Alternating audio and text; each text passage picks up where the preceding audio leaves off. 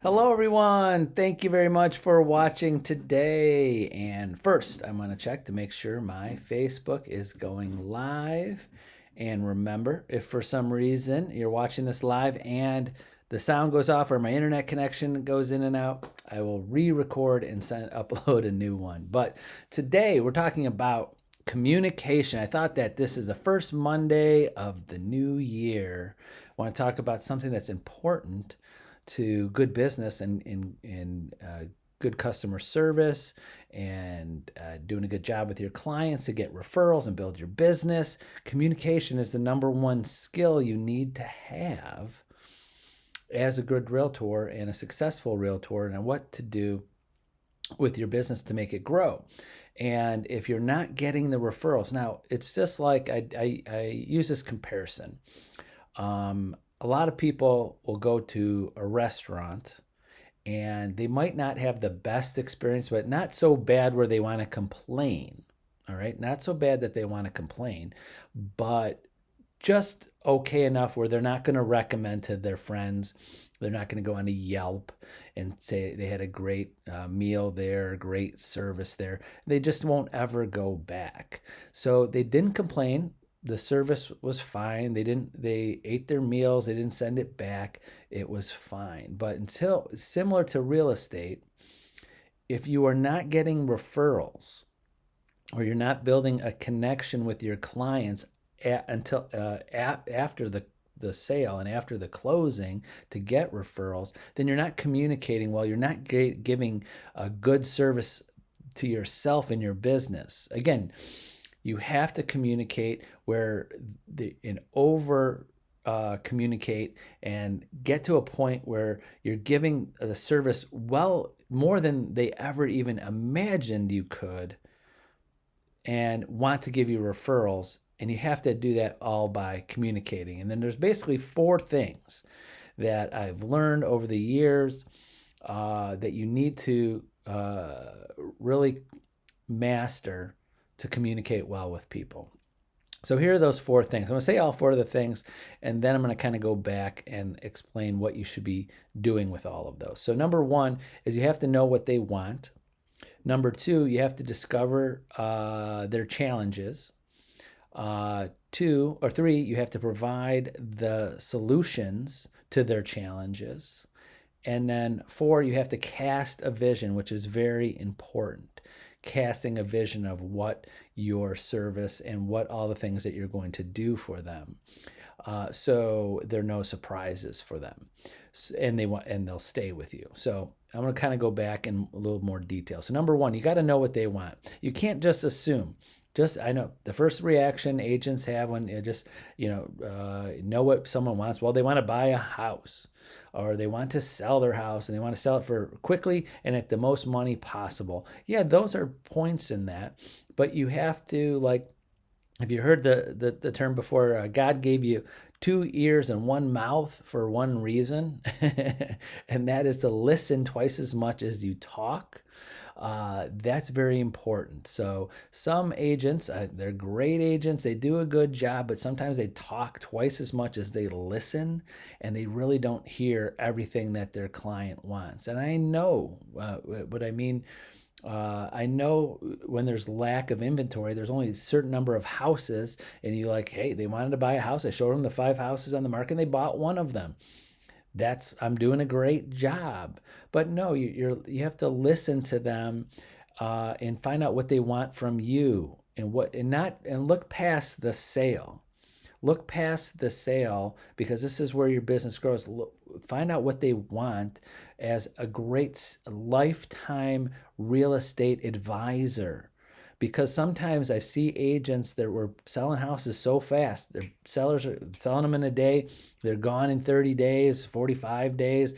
You're showing them one house. Well, I know you're showing a lot of houses sometimes, but sometimes they're buying houses quickly, and you don't have a time to build a relationship with them. So I'm asking you to think outside that, outside of listening to what they want. How can you be their lifetime realtor, their real estate advisor, and who they're going to recommend to all of their clients? So in the communication that I'm talking about today is not just what they want now, what they want from a lifetime agent. Listen, the qualities, listen to the communication, listen to what they want as how you are going to communicate with them, how they, if they connect with them, how they're going to appreciate what you did for them. Just always listen, because you don't want your relationship to end at the sale. How you're going to connect with them and communicate with them in the future, because you might have a small window of actual working with them.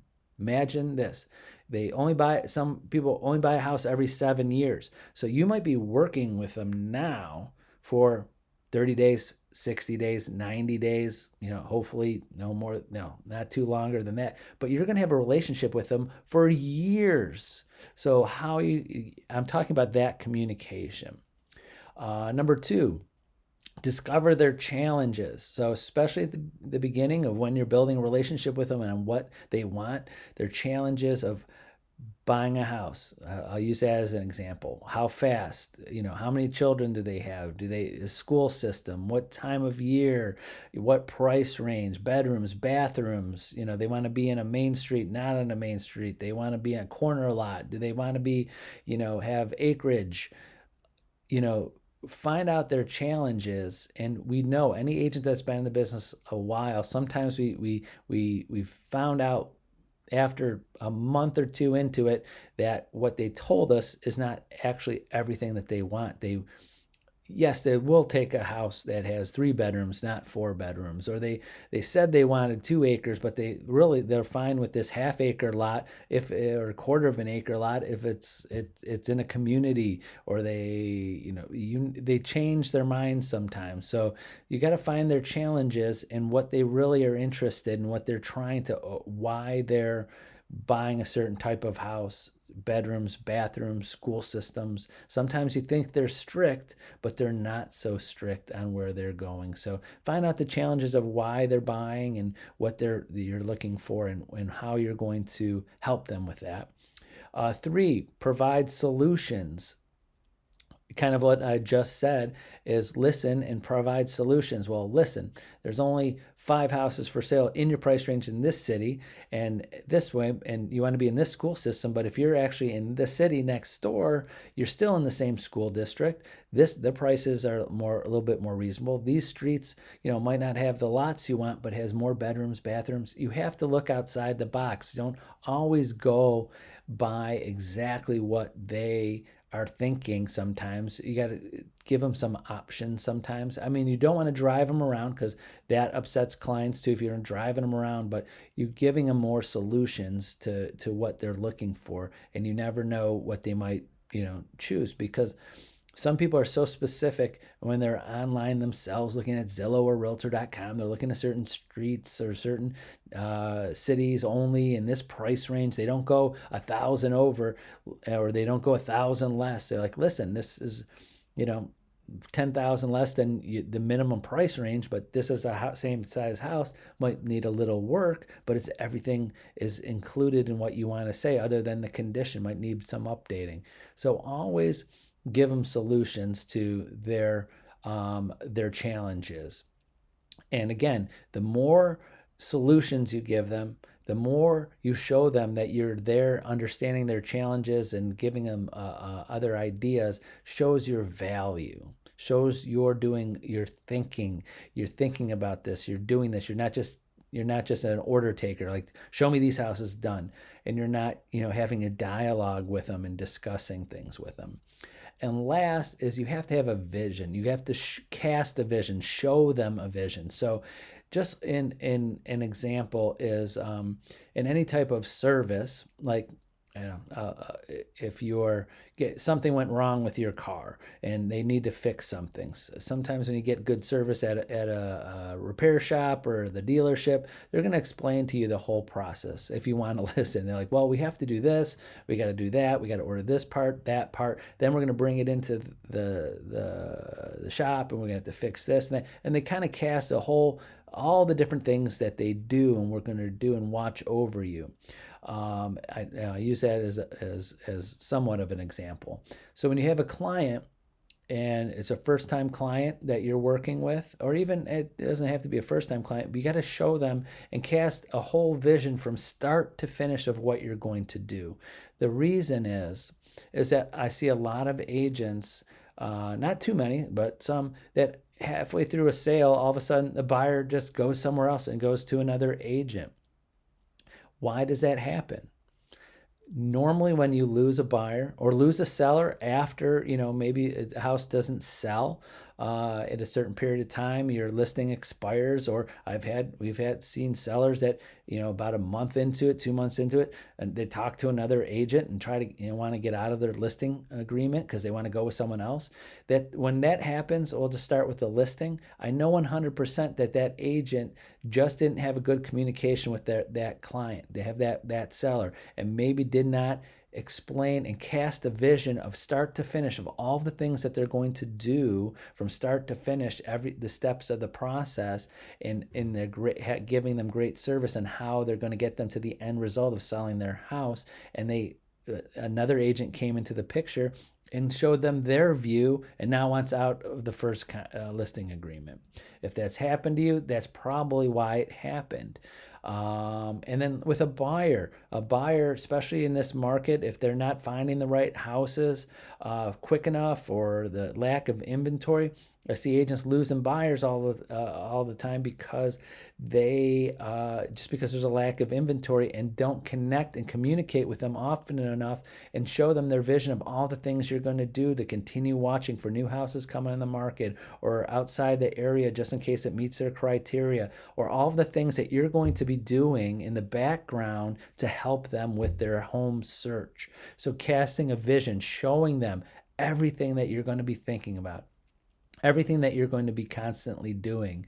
And I'm going to go back, I'm sorry, to the expired listings example, is that sometimes agents, it's not happening much in this market right now, but when it does, then remember this: don't wait till the day your listing expires to give your sellers a whole list of all of the things that you did, and talk to other agents, getting feedback, seeing the market, seeing what's coming on the market, what went pending, what sold while their house was on the market, the absorption rate of what's been selling to what's on the market, showing the hits and views on your website. Sometimes agents wait until, they don't do this on a continual basis, like weekly, or explain to their client in a good listing presentation all the things that they're going to be doing in the background to help them. Sometimes they just see showings and no offers. We only had 15 showings in 3 months and no offers.